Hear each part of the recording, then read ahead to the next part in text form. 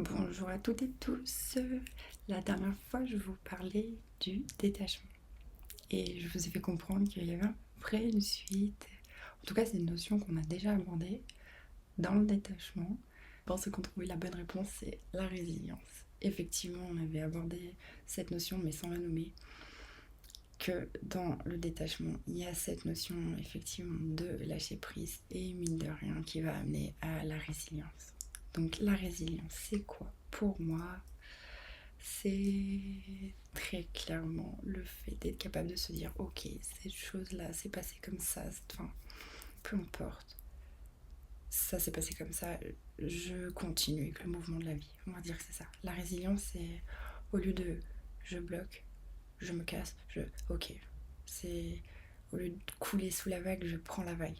Tu vois, je la surfe. Des fois, elle est pas facile, des fois, elle est pas confortable, des fois c'est des grosses vagues qu'on n'a pas envie d'avoir. En plus, il fait froid, tu vois.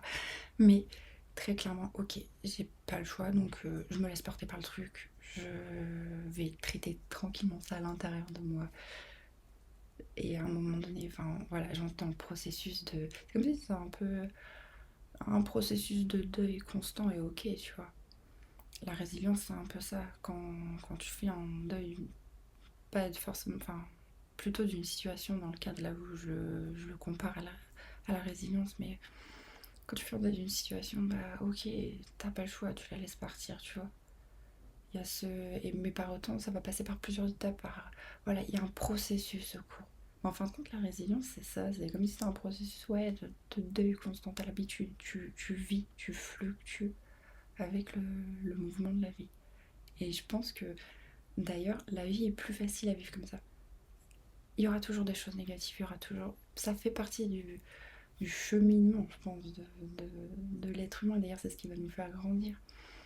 Mais par contre, de rester accroché aux choses mauvaises, aux choses qu'ils ont pu nous faire, enfin, qu'ils ont été mauvaises pour nous, parce qu'en vrai, il n'y a pas forcément de choses bien ou mauvaises, enfin, tout ça, c'est encore subjectif suivant les points des uns et des autres, mais on va dire quelque chose que l'on a ressenti, en tout cas nous, négativement, quelque chose qui a été mauvais pour nous.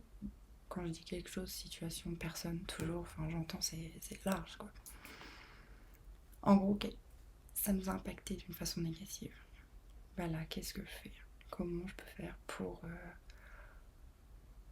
rebondir face aux choses? Est-ce que je me dis à l'intérieur de moi, ça m'a fait déjà mal, mais non, je continue, je me rappelle, je me radote, voilà, je vis là-dedans, je me dis non, tiens, j'ai pas été assez baignée dans la piscine, je vais y retourner, je vais faire quelques longueurs en plus.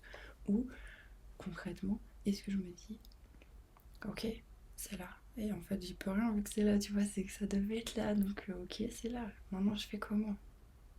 Encore une fois, j'ai pas d'impact, je ne peux pas agir sur l'extérieur. Comment je fais?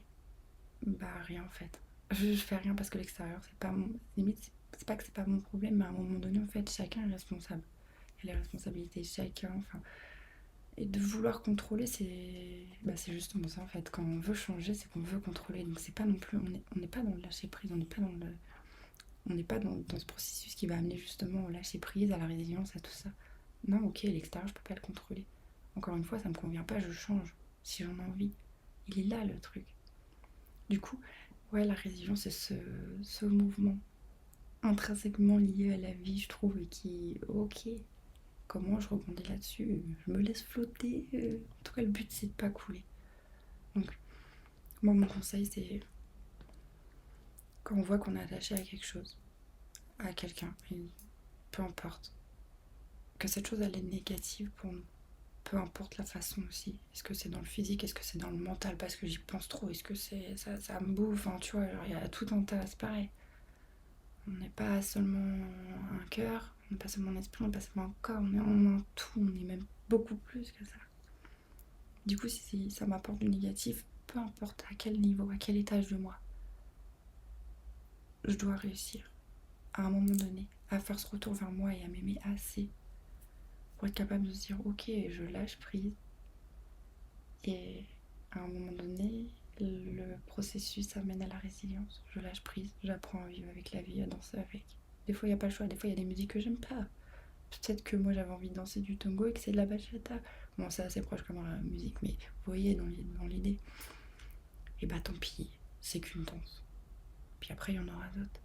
Puis à la limite, je peux choisir un endroit où je sais que techniquement, il y aura plus de danses qui vont me plaire. C'est ça aussi le truc, reprendre son pouvoir personnel. Ok, je lâche prise. De toute façon, j'ai pas le choix. Je me dis à moi-même et je me dis, ok, je rentre dans ce processus. Parce que la résilience, c'est ce qu'il y a de mieux. Je trouve que la résilience amène vers l'inconnu souvent. Parce que quand tu acceptes de lâcher quelque chose et que tu rentres dans ce processus de... C'est un peu comme un petit saut dans l'inconnu. Ok, je lâche quelque chose de connu, mais pour quelque chose d'inconnu. Et souvent, l'inconnu, il est réparateur. C'est dans l'inconnu que tu pourras faire de nouvelles expériences. Si ce qui t'a pas plu avant ne t'a pas plu, change, change. Encore, et encore, et encore, et encore. Et au fur et à mesure, tu grandis à l'intérieur. Puis t'as plus besoin d'autant de résilience parce qu'en fait, tu fais déjà des actes. T'es déjà dans une vie qui est plus alignée à qui tu es en fait. Et encore une fois, il n'y a pas de je dois atteindre tel seuil ou tel seuil. Non, en fait, on est tous différents et c'est ça qui est beau. On est tous unis. Alors trouve ton unicité et puis laisse partir tout ce qui doit partir. Rentre en résilience face à ça, face à ces pertes, face à ces changements. Tu vois, tu peux l'interpréter de plein de façons. Encore une fois, on peut le regarder d'un prisme rose, avec des petites lunettes roses, le monde est beau, ou l'inverse. Le mieux, c'est pas d'être dans aucun extrême, mais plutôt d'être dans une... de réussir, ouais, ça t'a trouvé sa moyenne. Je rentre en résilience, tac. Ensuite, je peux accueillir quelque chose de mieux. Enfin, voilà, ça m'amène à plein de choses, plein de notions. C'est toujours des notions intriquées à les énosos, je trouve. Et c'est génial. Et vous, donc, pour vous, parce que c'est toujours l'objectif, le partage, et d'ouvrir les consciences de tous, de points de vue différents. En fait, c'est ok, voici mon unicité, c'est quoi la tienne? C'est quoi ta pensée sur ce sujet-là? C'est quoi ta pensée sur ce sujet-là? C'est quoi? Puis ça se trouve, moi, ça va m'ouvrir un champ des possibles. Et puis toi aussi. Et puis voilà, enfin, bref, le partage. Donc n'hésitez pas. C'est quoi pour vous la résilience? Et avec quelle autre notion ça peut... Enfin, à quelle autre notion ouais, ça vous ramène? Donc c'est intriqué. Et voilà, à bientôt. Bye bye.